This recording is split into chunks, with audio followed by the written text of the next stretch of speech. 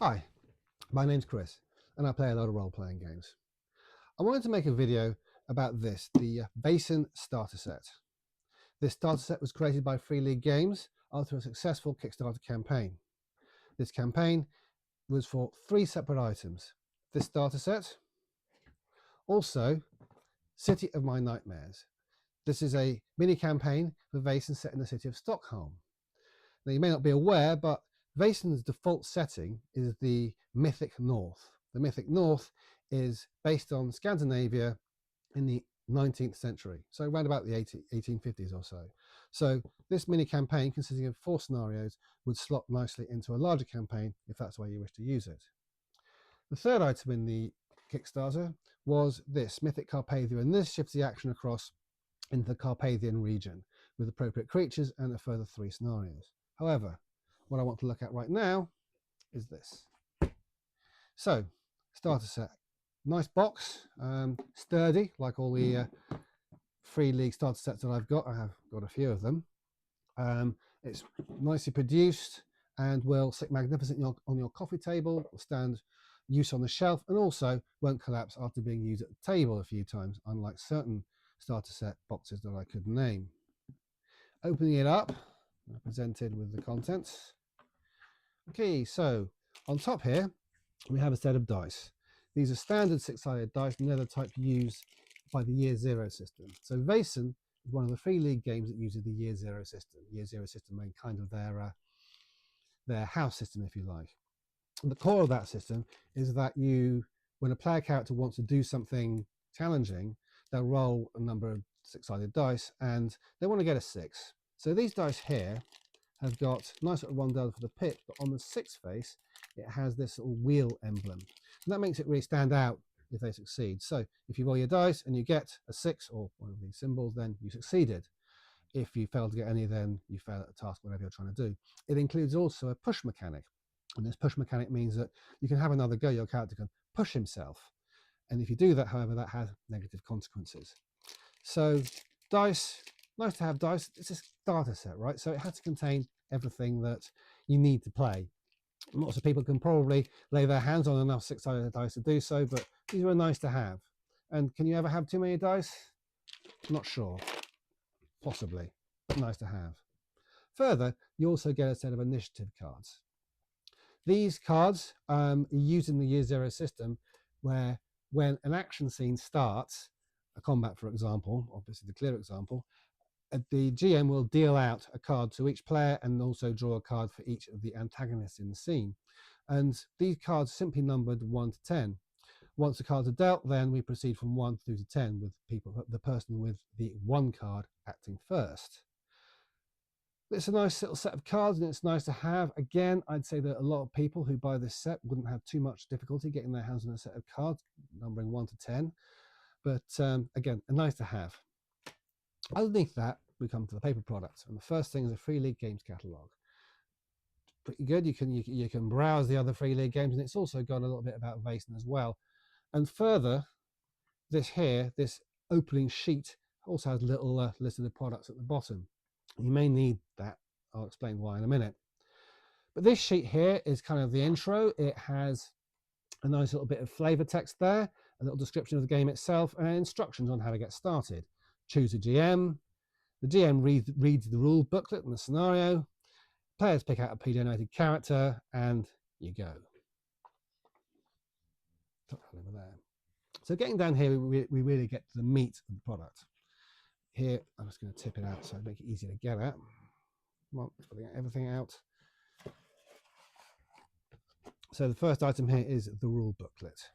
So weighing in at, not huge, it's 16 pages all told, and it covers the core rules of Vaesen. It isn't very broad. It just covers fundamentally what is a role-playing game, how you play it. It has a couple of pages you usually would expect to find at the beginning of a role-playing game, a little bit on safety tools there, what makes up a player character, and then the core rules, how to make a skill test, how to handle fights, and how to handle wounds, healing, and traumas. Now, note that this is a horror game. Bad things are going to happen to your player characters.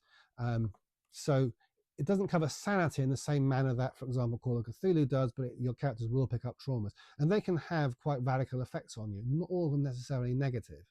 In actual fact, your characters will have received a trauma at the start, which is how they get into this. I'll run through that in just a moment. So this is a nice booklet. It covers what's essentially necessary to run the scenario, and it's nicely illustrated in the style that the whole set of Vaesen books is illustrated in. It doesn't cover character advancement anyway, nothing about how to expend experience. It doesn't contain anything much about the major game loop of the game, which is where they have a base of operations that they work from, that they are monster hunters, that they go out and they deal with these Vaesen, and then they return to their base to develop their base, and the base kind of develops with them as well. There's nothing about handling any of that, and then it's not really strictly necessary, I guess, because the scenario is just a single scenario. So it contains essential information you need to run the scenario, not much more. Of course, if you're getting this as a addition to your Vaesen collection, this is handy. When you're running the game to players who don't know the rules, having this to hand around and pass around rather than the main rule book is a nice extra. And further to that, you also get 5 of these little sheets here, and these are rules summaries. So a brief summary of each of the major aspects of the game system. So how you carry out a skill test, how you push your skills. Remember I said that you could try again. What difference between fast and slow actions, how you attack, that kind of essential detail. So each player can have one of these to give them a clear idea of what's going on. The next item is the scenario itself, the Haunting of Castle Gillencrot. Now, the first thing I noticed when I pulled this out, my real beef with this set is simply that it's quite thin. Literally, when I pulled it out, I thought to myself, where's the other one? There isn't another one. This is the scenario. It is a 12 pages of action, nicely produced again, and in no means am I saying it's a bad scenario. It's just compared to other starter sets, it's relatively thin. If you compare it, for example, to the Blade Runner starter set, this is the case file, the scenario that comes in the Blade Runner starter set. This weighs in at 55 pages all told, I think 51 pages, sorry, plus indexes and covers. And that's a lot of adventure in there. There's loads of maps, there's loads of details, lots of NPCs to deal with. You play through this, you get a really good feel for this overall game. I've actually run it twice. I ran it in a single session. We had a 6-hour session to play it, and in 6-hour sessions, I had to push things to get things finished with this Electric Dream scenario. I had to shortcut things a little bit to get it to the end. There's a lot of game in here. I also ran it online to friends. The group plays in relatively short sessions, and our sessions are between 1.5 to 2.25 hours. The shortest ones are probably 1.5 hours. It took us 7 sessions to get through the whole thing, so that's quite a lot of game going on there.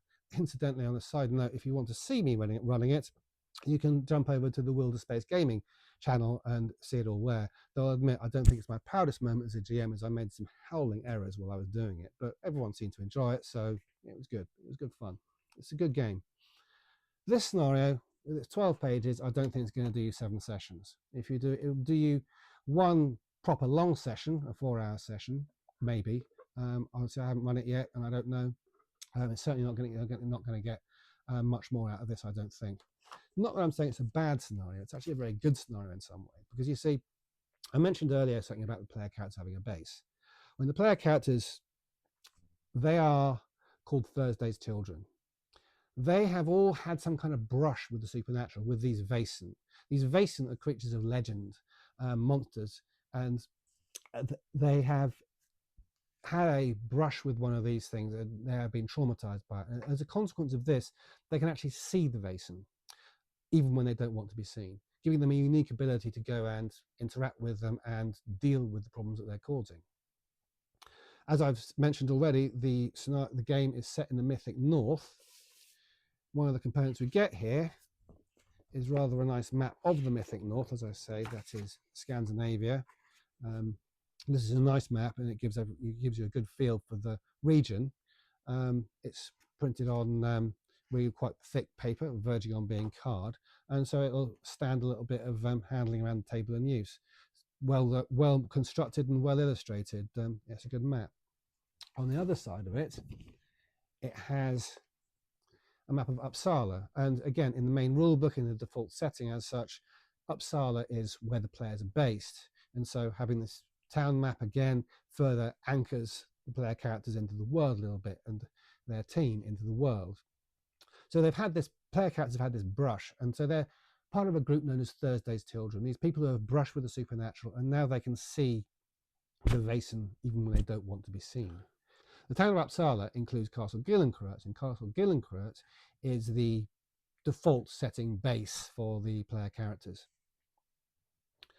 This scenario, as you can see, it's called The Haunting of Castle Gillenkreuz, and it is a nice addition to the series of scenarios that we have, because this scenario provides a really good introduction to the whole campaign, It kind of explains how the players get together, how they get to live in a nice castle, and they have to go, obviously it's called The Haunting of Castle Gillenkreuz, they kind of have to deal with that situation, and so they get to have some interaction with the castle before they actually live in it. So I think it looks like a good scenario. I haven't run it yet, but it reads like a good scenario to me. I think it will be good. And the content is a really fine idea that it explains to the players where they are. I just feel that maybe it's a little short. You're not going to get seven sessions of play out of that. You will be wanting to look at that list of other products, and maybe you might have to anticipate getting another one of those books if you want to get a real feel for the game. Underneath that, we have these 3 handouts. All the other starter sets I've got from Free League all include a complete set of handouts. This includes these handouts, just 3. As I say, it's a very short scenario, so 3 handouts, fair enough. They're nice, fills out the scenario properly. Underneath the scenario, however, we have this, and this is quite interesting. This is the Codex Occultum, it's called, and it is a player-facing monster book. When the game was first produced, and a criticism that it has received, is the rather nice section on monsters that it includes. It has these nice illustrations in the style of the rest of the books. It has this atmospheric description of the creature. It has some instructions on how to banish it, and it has some sort of piece of correspondence from somebody who's encountered one or seen the results of one being there, and that's very nice. But in the core rule book, you also have on the same page, you have this exact description of the monster's capabilities, its special powers and abilities, and its stats. And so it was felt that it was a difficult thing to share with the players. This takes that information, and this is straight out of the main rulebook, the core rulebook, but it's all that information put into a player-facing tone. So when the players are encountering one of these things, when they're doing some investigation, if the players say, we're going to go hit the library and find out what it is that we're dealing with, you can say, yes, you think you're dealing with a revenant, and here is the salient information that you find out about revenants and how to banish them. And so I think this is a really nice touch. I think that's a great addition to any Vaesen campaign. This map here is another map of this one being Castle Gillenkreuz itself. And again, this is really nice. This it contains lots of little detail. I must admit, I spent quite a long time scanning it and studying it and taking a look what was there. It's nicely done, sturdily produced. Handout that you can give to the players, right? You now have the keys to Castle Gillenkreuz. Here you are, this is what you've got. Well, the castle's got quite a lot of features. One of the things about the game is that the base kind of grows with the players. As the players gain experience, an additional thing that they're going to do is downtime activities between their calls to go off and find. So the game loop kind of works that they'll receive a letter or see something in the papers indicating that there's a Vaesen somewhere, and they'll then go off to deal with the Vaesen. I say deal with, often maybe they'll be just trying to banish it or drive it away. But bear in mind that some player characters might see Vaesen as victims as much as they are a problem. That can create an interesting dynamic. However, they then come back to their base, and a downtime activity that they do is unlocking different features of it. So when they get into this castle in the first place, it's all full of boxes, everything's covered in blankets, doors are all locked, it's stuffed with junk, it's very little of it's actually usable. But as they go through it, they will discover keys, they'll unlock rooms, they'll find new places inside it. And so, for example, they might unlock the shooting range down here. Someone might say that they've cleaned out the shooting range and put some rifles in there, and now they can train themselves in shooting better. Or they might find that the coach house, they might clear out the coach house, and now they've got a coach, or the stables, and now they've got horses. This map is a nice additional touch in that it kind of gives the player a real feel for the home that their characters are living in and the base that they're expanding, and of course gives them some good ideas as to what they can be unlocking.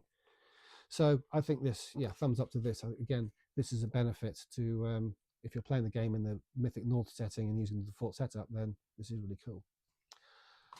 Final item is the player characters. These are the pre-generated characters.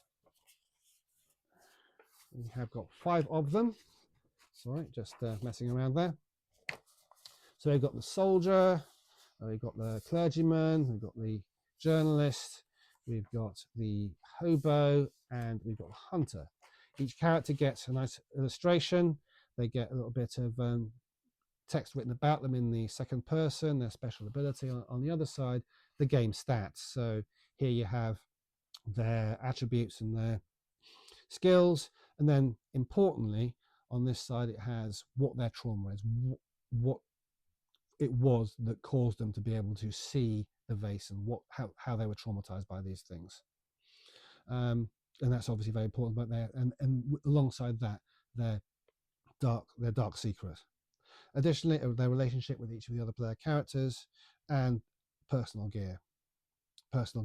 A lot in the way that the Vaesen works is a lot of personal gear isn't individually tracked. Each item here is something that provides some kind of specific benefit as you go forward. So that is the Vaesen starter set. In summary, I think it's a good starter set. I do think, however, it could have benefited from a simply more scenario. In of itself, as a starter set, it fails in that you're only going to get 1 or 2 sessions at best out of it. You're not going to get enough really to get a true feel of the game, I feel.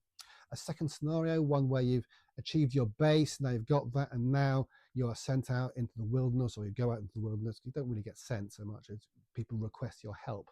And so you end up going into the wilderness to deal with some monster, some Vaesen that is terrorizing a community or causing particular problems. Would have been nice to have something like that. So you had the full game loop. So you saw one scenario where you get the base, then your downtime, then a second scenario. Maybe one, if one had even been included online, I think that's what the Star Wars starter sets do. You get a scenario in there, and then you get a link to another scenario which directly follows on from it. Something like that might have been a nice touch, but that hasn't happened. This thing retails at about $29.99, and I think it's worth it. I think if you're playing Vaesen, it's a great start. If you're starting a campaign, it's got, the scenario is brilliant. And if you're playing it in general, all these handouts, the maps, the Codex Occultum, and the other items in here are potentially very useful. So yeah, I think it's a good starter set. One slight flaw, that's all. So with that, I'll sign off. I will possibly do another video looking at another of the Kickstarters that I have received in recent months in a later date. But for now, good night.